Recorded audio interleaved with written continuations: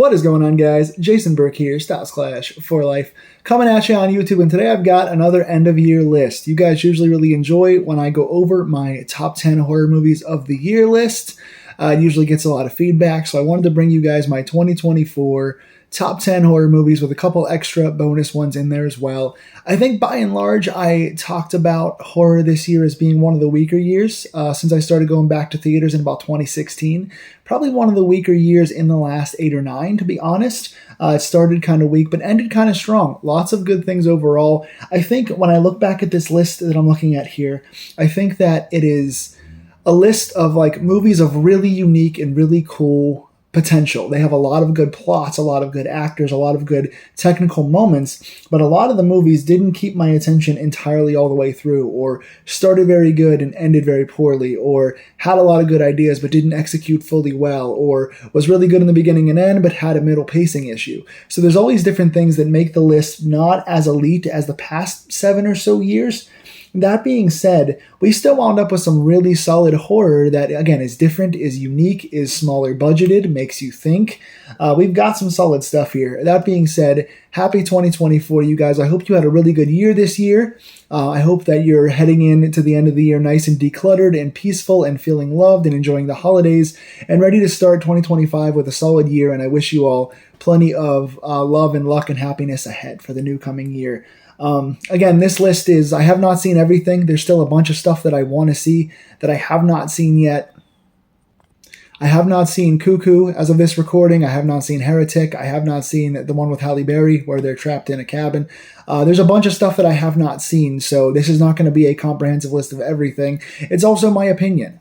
Some of you guys are going to like my list. Some of you guys are going to disagree heavily. Some are going to say, where's my movie? Why did you not rank this higher? Again, it's a personal opinion list based on just my personal taste of the stuff that I've seen, so it's not going to be comprehensive.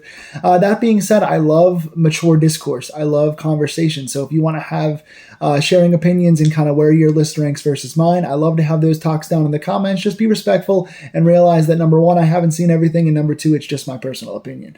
That being said, I'm going to count backwards from 10 to 1, starting with 2 honorable mentions this year. I've got a top 12 here. 12 and 11 didn't quite make the top 10, but they're worth talking about quickly anyway. Number 12 for me is Terrifier 3. I know hardcore horror fans are going to be angry that I put this too low on the list personally. So let me just get this out of the way immediately. I love Damien Leone. I love David Howard Thornton. I love what the Terrifier series is doing. I've met those guys personally. They're cool. They're awesome. They're informative. And I love seeing indie horror get bigger budgets and get theater releases. From where Terrifier 1 started to where Terrifier 3 got to, that's a very, very positive thing for indie horror. And I appreciate and respect that so, so much.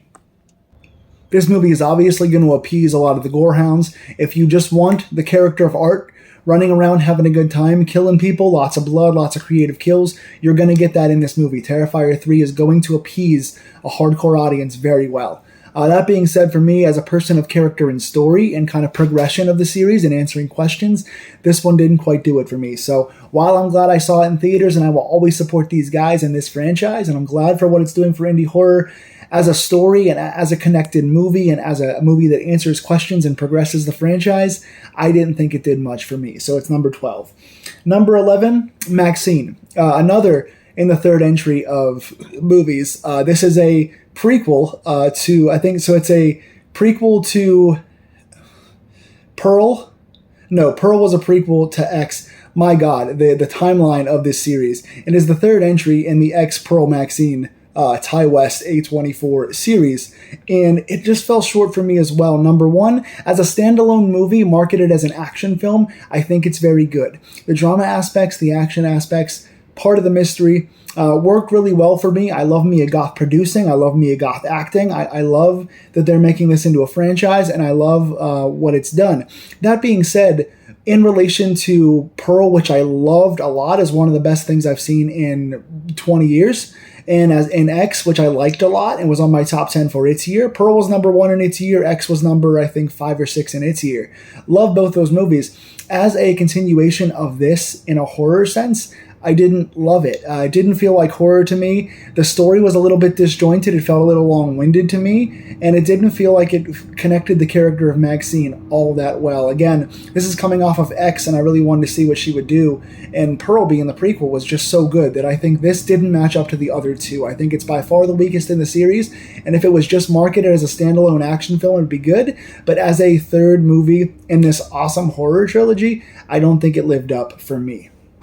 Now we're up to the top 10. Here we go. Number 10, Speak No Evil. I know this gets a lot of flack for being an American remake of a foreign Shudder film that came out a couple years ago on Shudder. I have not seen the original. I have not seen the foreign Shudder version. I've only seen this American version. That being said, the casting, especially the main character, was excellent. The story, while being very, very predictable and obvious, which is why it's so low on the list, it was just a beat-for-beat obvious movie that feels like also a beat-for-beat remake of the original. So originality points aren't there, but as far as casting, as far as just keeping me engaged, telling a good thriller story, a good kind of home invasion, couple is evil trying to escape kind of movie. It builds tension, the acting is good, the dialogue is pretty good for the most part, and I just had a fun time with it, so it's number 10 for me.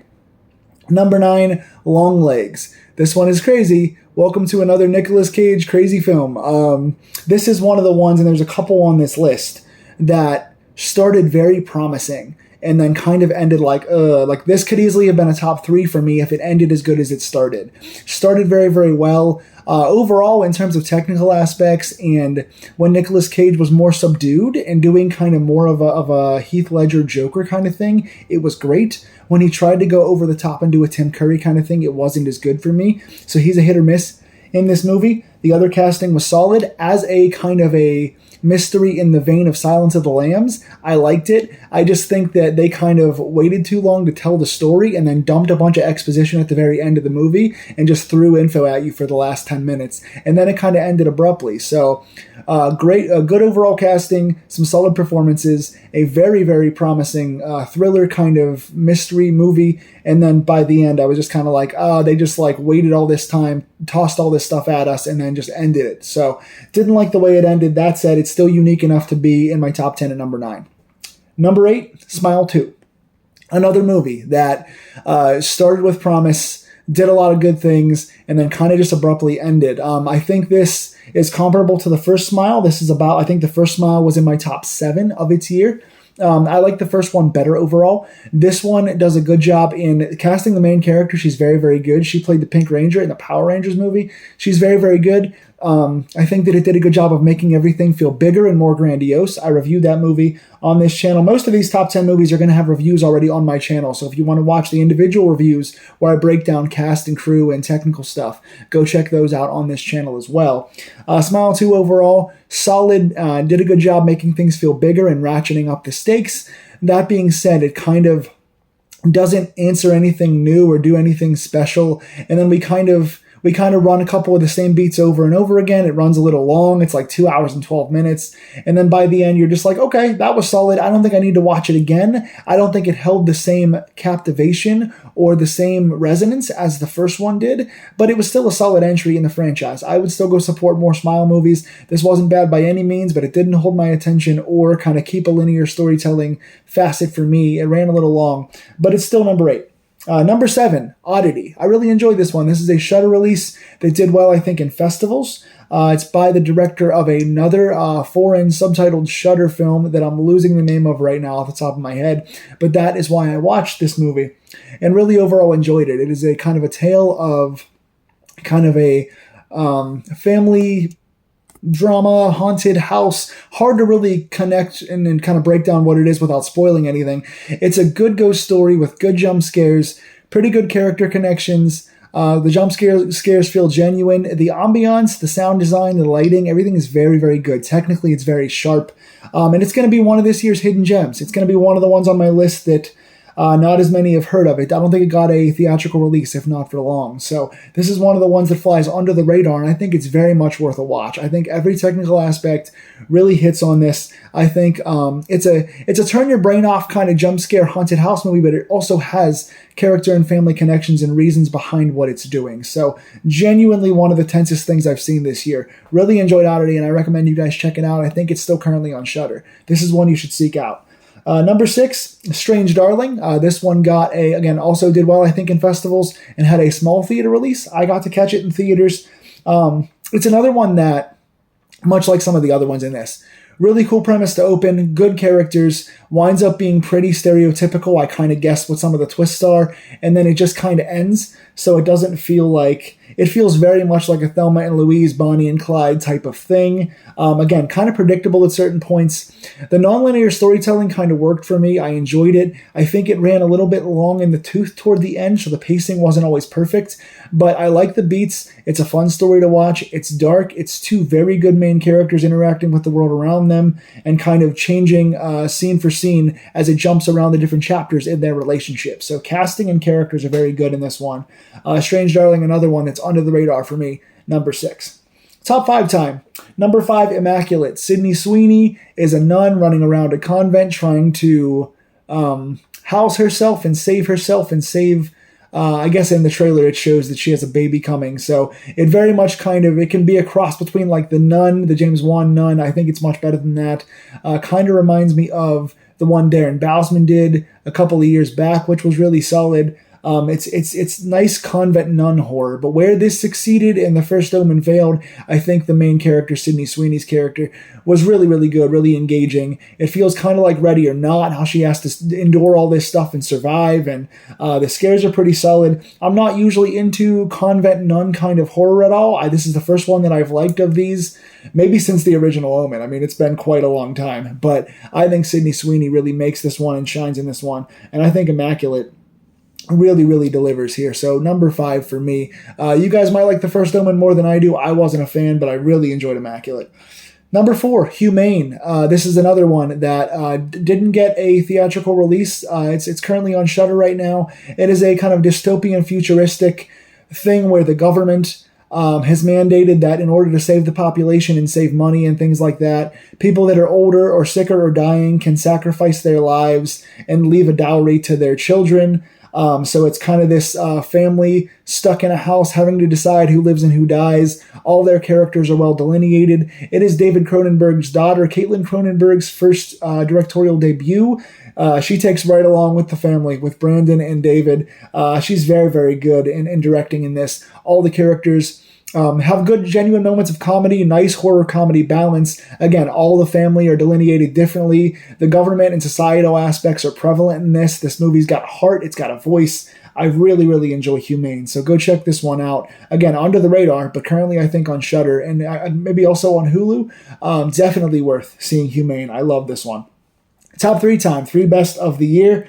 Number 3, Your Monster. One of the most non-horror on this list, along with Maxine. Your Monster is very much a more so comedy. It's a comedy horror, but also a bit of a character study. Again, there's only one scene in this that really feels like horror, even though it was kind of marketed as horror. There's one scene, and there's Melissa Barrera being the main actress. But the actors do such a good job, and the comedy is so funny. I do wish the balance was a little more horror to balance it out more, because it's like 80% comedy, but the comedy does land. The drama aspects land very well. Melissa Barrera is great. The chemistry with the main character she plays against is very, very good. It feels very real and visceral about the culture of theater and film and kind of what it's like to be acting in a big town and a small fish in a big pond. It's a very good character study, has genuine moments of love and connection and also comedy and a little bit of horror, a tiny bit of horror in there. So Your Monster is number 3 for me. Number 2, The Substance. Wow. Talk about a movie that is like 2.5 hours, 220, something like that, and holds my attention the entire way. I talked about 3 or 4 other films here that would have been a lot higher if they didn't go as long and didn't drag in the middle. The Substance does not drag. It holds your attention from shot 1 to shot last. This thing is excellent. Demi Moore goes for it in this film. She is balls to the wall and diving into another film that I feel like is a cultural societal statement. It talks about the price of fame and the price of good looks and the price of being on top, being a star. Would you sell your soul? Would you sell your body to continue in the limelight? And what is the cost of that fame? And we'll talk more about that as we go on. But The Substance really has this dark societal look at the business and the people in the business. And those movies always connect to me as somebody who's in film and theater and is involved in all the arts. I see the good and bad sides, and I see, what it takes to be famous and what it takes to stay there, and all those kind of fun notes this movie touches on in such a dark way. And the duality of the two main characters acting is so good. So check out The Substance if you get a chance. Number 1, my favorite movie of 2024, Late Night with the Devil. It is another movie that is a sell your soul for the price of fame, and what would it take to be famous, and would you give these things up, and what is the cost of the things you gave up and the things you can't get back. So another really, really good societal statement on the price of fame.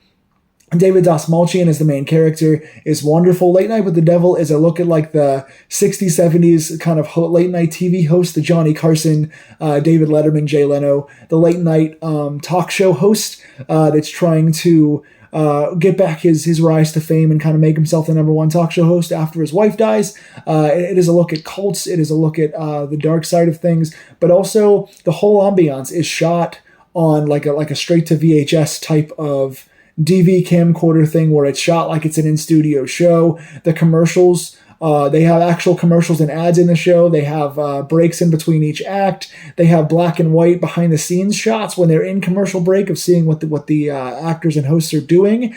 They're talking to the crew and stuff. All the individual character actors are amazing at their jobs. They have different acts, like someone who has worked with the devil and written a book, somebody who's a magician, somebody who is a hypnotist who doesn't believe in things. All these caricatures that are so well nailed. The ambiance is genuinely keeping you in the studio. It feels like you're watching a talk show. It is great to turn the lights out and watch like an actual talk show. The presentation feels so authentic. The tension feels so real. The characters are so charismatic. And David Dastmalchian should get a freaking Emmy for this performance. I mean, what an amazing performance for David Dastmalchian here. So for me, by far, Late Night with the Devil is my number 1 horror film of this year. There's my top 10 and 2 honorable mentions.